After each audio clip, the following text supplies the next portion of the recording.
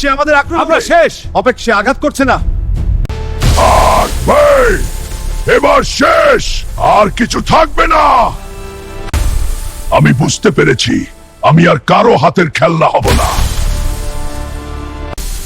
আমি মুক্ত, এখন আমি শুধু কাজ করব, এটা আমার সিদ্ধান্ত।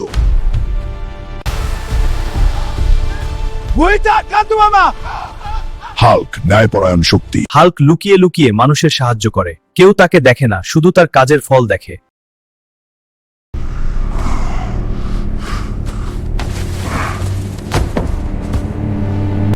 শরীর দানবের হলেও মন যদি মানুষের হয়, তবে সেই দানবই সত্যিকারের নায়ক। হ্যালো গাইজ, নতুন ভিডিও পেতে চ্যানেলটি সাবস্ক্রাইব করে পাশে থাকবেন।